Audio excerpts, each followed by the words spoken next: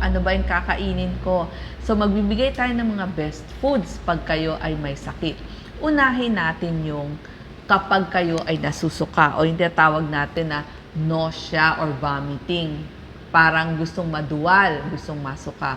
Number 1, gusto natin small frequent meals. Ibig sabihin, unti-unti pero madalas. Ano nga ba? Di ba pag sinabi mong full meal, 3 meals, ang lalaki o ang dami? Almusal, tanghalian, hapunan. Pero pag sinabi ng doktor sa'yo, unti-unti ang kain, pero madalas, gawin mong 5 beses, pero konti-konti hindi madami. Meron kang maliit na almusal, maliit na merienda. So, ito kung kumain ka ng alas 6, alas 10 ang merienda, tanghalian alas 12, tapos alas 3, magme-merienda ka, hapunan. Yung iba, bago matulog, 2 hours to 4 hours bago matulog, may isang maliit na merienda. Ganon din sa tubig. Ang gusto natin, kapag umiinom kayo ng tubig, kalahating baso kada oras. So, ang gusto lang natin, 8 hanggang 10 baso sa 24 hours. So, waking hours lang. Para hindi ma-stretch ang inyong sikmura. Kasi, kapag biglang na-stretch ang sikmura, gusto ng ating sikmura ilabas yung mga pagkain, yung mga liquids, yung mga tubig na hindi dapat nasa sikmura natin. So, ayaw natin biglang ma-distend yung ating sikmura. Tapos, iwas din dun sa mga carbonated o fizzy drinks. Ang example nito ay yung mga soft drinks, yung mga mabula, kasi lalo kayong maduduwal. At syempre, ano ba ang posisyon? Syempre, gusto mo upo ka ng diretso. Huwag agad hihiga. At kapag kumakain, number 3, kalma lang, relax lang. Pwede kang manood ng TV or ng palabas sa iyong cellphone. Huwag makikipagtalo o makikipag-away habang kumakain. Kasi, siyempre pag salita ka ng salita, masusuka ka talaga. Iwas din dun sa matatapang na amoy ng pagkain kasi nakakaduwal yan lalo na sa mga nagdadalang tao, naglilihi o kaya naman bagong galing sa sakit o nag-chemotherapy, nag-radiotherapy, iwas sa matapang na amoy. So ang gawin mo, lagyan mo ng takip yung iyong kaldero o gumamit ka ng pressure cooker. Ano halimbawa nito? Ito noon talaga ayoko nakakaamoy pritong isda kasi yan yung mga malalakas na amoy So dun sa mga nanay nating nagdadalang tao. So, dito sinasabi ko yung mga sintomas na nararamdaman. Number 6, iwas din sa mga matataba at sobrang mamantikang mga pagkain kapag nagsusuka ka na. Number 6, pili din kayo ng mga pagkain mabilis tunawin. Ano yon? Yung mga crackers, toast bread, malambot na tinapay, manok, isda, at sopas. Kasi yan, malalambot lahat yan mabilis lunukin, hindi kayo mahihirapan tumunaw. Tapos, pagdating sa inumin, ano ba yung magandang ipainom sa ating mga naduduwal? Chamomile tea, tsaa, clear soup, salabat. So, ito sa nakita niyo yung ating sopas, di ba? Clear siya. Tapos yung mga chamomile tea, salabat, pwede din. Ayaw natin ng sobrang init na mga inumin at saka pagkain kasi lalong mapapabilis yung galaw ng iyong muscle dun sa inyong tiyan tsaka dun sa inyong bituka. So gusto natin medyo pinalamig para hindi kayo masuka at saka parang naduduwal. Ibukas ang bintana pag kumakain kayo para mahangin, labas-masok yung hangin. At saka yung mga masangsang na amoy lumabas. At higit sa lahat, yung bibig natin, magmumog, magsipilyo, gumamit ng tongue cleaner, mag-floss, mag-mouthwash para fresh yung panlasa. Kasi pag luma yung lagi nalalasahan mo sa bibig mo, lalo kang maduduwal. Okay? Ngayon, meron naman, ito another sintomas, pwedeng dry mouth, mahirap lumunok, o masakit lumunok. Halimbawa, may tonsillitis ka o ang problema sa bibig, ang dami, nag-braces ka, ang dami-daming mga singaw, o syempre, pag bumababa din immunity, laging may sugat sa bibig. So, ito naman yung ating mga gagawin. 15 minutos bago kayo bumalik tayo dito. 15 minutos bago kayo kumain, uminom kayo ng tubig na may isang hiwang lemon.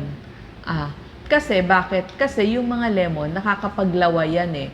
So, kapag naglaway kayo, mas magiging madulas. Kasi may laway eh. Mas madulas yung dadaan na pagkain dun sa inyong bibig tsaka dun sa inyong lalamunan. At syempre, yung sabi ko nga, small frequent meals, nabanggit ko na sa inyo. Konti-konti, pero mas madalas. Tapos, palitan nyo yung mga pagkain nyo ng, imbis na mga buo-buong karne, gawin nyo giniling. Yung mga malalambot. At syempre, gusto natin, may sabaw. Lugaw, sopas, oatmeal, may sauce o may gravy. At pwede ka rin gumamit ng suka o vinegar, kalamansi o atsara kasi nagdudulot din ito ng paglalaway. So, mas mananakam-nakam ka. Okay? Tapos, ito din, yung ibang inumin, honey with lemon, yung tsaa, laging nakakatulong yan. Habang kumakain kayo, medyo inom-inom din kayo, pantulak dun sa inyong pagkain.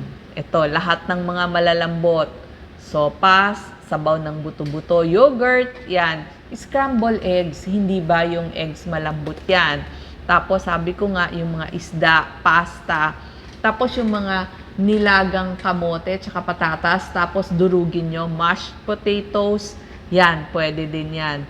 Para mas mabilis lunukin. Kapag hirap lumunok, lalo na mga seniors, ito po, mas madalas nyong pwedeng ipakain sa kanila. Next na sintomas, may mga tao na wawala ng panlasa, pang-amoy o mapait ang panlasa. Gaya na nangyari sa atin sa lahat nung nagkaroon ng epidemya ng COVID.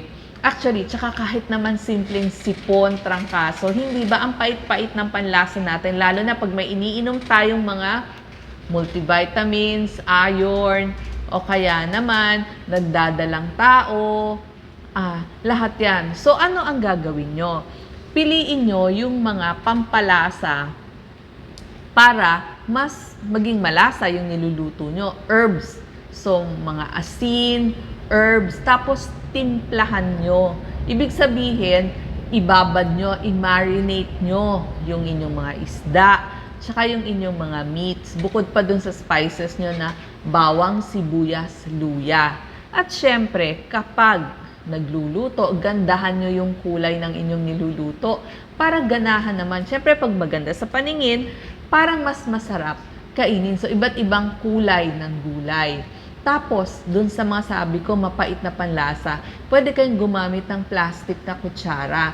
Imbis na yung metal na kutsara para hindi metallic ang taste, lalo na kapag umiinom kayo ng antibiotics tsaka ng iron. Siyempre, para mawala din yung bad taste dun sa inyong bibig, kailangan laging malinis yung inyong bibig. Sabi ko nga, magmumog, mag-toothbrush, mag-tongue cleaner, mag-floss, para mawala ang bad taste. Minsan naman, ito pa, paano maging malasa yung inyong niluluto? Mas igisan nyo yung inyong vegetable. Pwede, sabi ko nga, lagyan nyo ng kalamansi, panimpla o kaya suka, lagyan ng sauce, di ba? Yung mga tomato sauce, ibabad, i-marinate. Tapos, imbis na ordinaryong tubig ang gawin yung sabaw, pwedeng sabaw ng buto-buto. Okay. May mga tao na wala ng gana ng pagkain. So, nawala ng gana kumain, may sugat sa bibig, may anorexia. So, ito po yung mga pwede nating kainin. Halimbawa, sabaw o liquid meals. So, mas gusto natin yung mga mabilis lunukin. Para kahit tinatamad yung may sakit, nakakakain pa rin sila. Fruit juice, soya milk, yan. Imbes na buong pagkain, i-blender ang pagkain, pwede nyo pong lagyan ng olive oil para medyo mas tataas din yung calories na kinakain nung walang ganang kumain. Kasi para hindi din bumaba yung calories niya. Pwede ang mashed kamote or patatas, wag masyado ding maiinit yung pinapakain natin. Gusto natin medyo pinalamig na sa kanila. Tapos, dun sa mga, yun nga, walang ganang kumain. Siyempre, di ba pag may sakit, ganyan. So, mas masasarap na pagkain. Kung ano yung paborito nilang pagkain, mas ibigay ninyo sa kanila. Tapos, lalo na, di ba, yung mga seniors, kailangan mas papainumin sila. Pwede po yung mga buko para may electrolytes. Tapos, kailangan paggalaw-galawin natin sila para gutumin sila. Moisteners. So, ibig nga, ito yung mga sauces or gravies para mas madalis nilang malunok. Tsaka, syempre, kailangan tama yung ipin, walang masakit na ipin, kaya dalhin nyo sila sa kanilang dentista. At syempre, mas maganda may kasabay sila laging kumain para hindi sila malungkot. Konti-konti lang, pero yung mga matataas sa calories, ibig sabihin yung mas masustansya yung ipakain natin sa kanila para hindi sila mamayat. Pumunta naman tayo, lahat tayo magtatae sa ating, di ba halos lahat naman tayo nagtae. Maaaring umiinom kayo ng antibiotics, maaaring may nakain na nasirang pagkain. Laging tanong, ano ho ang dapat ko ipakain? Pwede sa maliit na bata or kahit sa mga adults, halos lahat tayo nagtae. So ito, pag nagtatae, huwag masyadong mainit ang pagkain kasi mas lalo nga bibilis yung ating bituka. Iwas dun sa may gatas, iiwas muna sa hilaw na pagkain, iwas muna sa prune juice at saka pear juice kasi nakakalambot din yan ng pagdumi. Iwas din sa mga beans, munggo, ganyan, tsaka yung pamilya ng repolyo kasi mas nakakapagpadumi yan. Ano ang pipiliin natin? Siyempre, piliin natin, pwede po kanin lang, lagyan nyo ng konting sauce. Siyempre, yung ating saging, pwede po lakatan, latundan, o saba. Kasi kailangan mo ng potassium. Apple, diba sabi nga banana rice, apple tea. So, apple sauce, malambot na tinapay, patatas dahil sa kanyang potassium, mga sabaw, crackers, scrambled egg kasi malambot yan. At saka, yung pag ganito, yung gulay nyo medyo labugin nyo muna or lutuin mabuti. Maganda din yung mga nilagang itlog, toast bread, yan. Carrots na nilaga, okay din ho yan. Pag nagtatai tayo.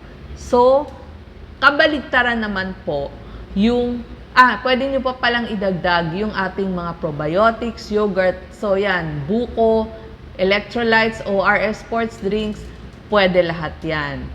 Ngayon, kapag constipated o nagtitibi, kabaligtaran naman ang gagawin natin. So, dito mo kailangan ng mga prutas. Sabi ko nga, prune juice, pear juice, prutas, gulay, sari-saring gulay, tapos mga salad, sapat na tubig, brown rice. Kasi nagtitibi ka, gusto mo mas lumambot naman. So, actually, mas dumi ang brown rice compared sa puting kanin, oatmeal, wheat breads. Tsaka dyan yung kakainin yung mga repolyo nyo. Berdeng dahong gulay, beans, munggo, nuts and seeds, buto ng kalabasa, peanut butter, tsaka yung mga juice nyo. At kailangan mag-ehersisyo, maglakad-lakad, tsaka pwede nyo hong imasahe yung inyong tiyan kapag kayo ay nagtitibi. Okay? Ano pa? So, kailangan may regular na oras ng pagdumi, mag-exercise, pwede pong avocado. Tapos, kailangan maraming tubig. Yung iba kaya constipated, di pala umiinom ng tubig. Okay? Ngayon, sa mga may problema naman na underweight, so sila yung mga payat. Problem din yan sa mga nagdadarang tao kung medyo payat sila. So, kapag payat, small frequent feedings, pero mas magagandang klaseng pagkain. More prutas, gulay, pwede nyong i-juice kung tinatamad kumain. Yung snacks nyo, isang dakot na nuts, pwede yan. Tapos, half hour bago kayo kumain, dun kayo iinom, wag yung bago kayo kumain. Para mas marami yung makain nyo, lagyan nyo rin ng lemon para mas stimulate o mas ganahan kayong kumain, lalo na pag nag-exercise kayo. At dadamihan nyo yung servings.